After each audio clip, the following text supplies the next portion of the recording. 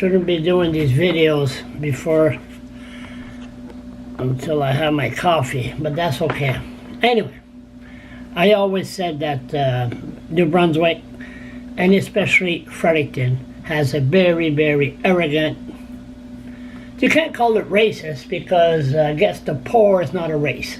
So that's what they get away with. The court system and the city, like, what's her name? Medrick Gilbert. She's the manager of the transit system. You know, like, we're going to tell the parking commissioner to tell the panhandlers to move on. Or, oh, no, we don't need a bus shelter, the highest peak of the city, at the welfare office. Let the single mom and little kids stand in the cold and the rain. You know, attitude like that. And I've been talking a lot about prison, you know, like the government. And we'll find out with Blaine Higgs in a few weeks if he supports having natives, people with mental illness, or welfare bums, once they're done their sentence, they sentence them in Fredericton, they send them far away. And then once their sentence is done, okay, walk home in a snowstorm with a Google map.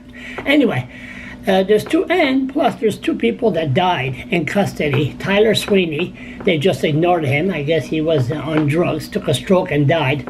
No inquest, no nothing.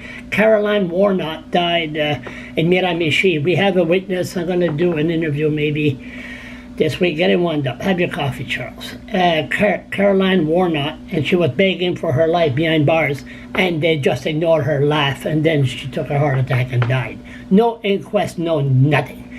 Anyway, so British Columbia, mysterious death, sex assault suspect going to Coroner Inquest. We're not going to read the whole thing. David St. Tucker died in custody after being charged in a violent sexual assault of 3 women.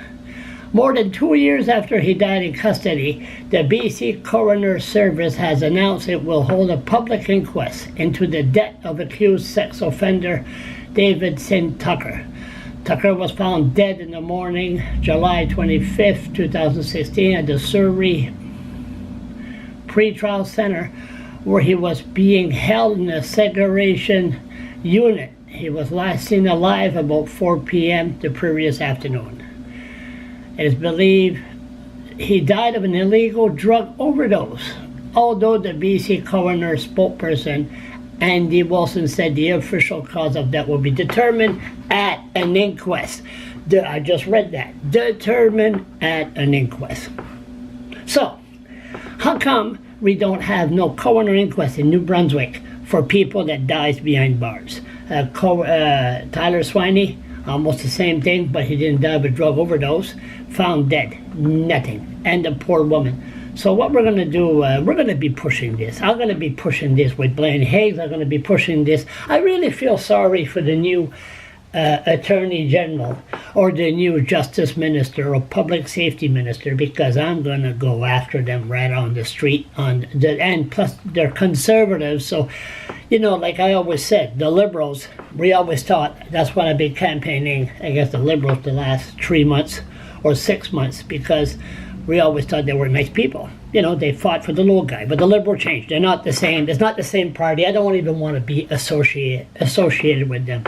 I don't even know how Steve Horseman got re-elected. I never campaigned against him. Next time.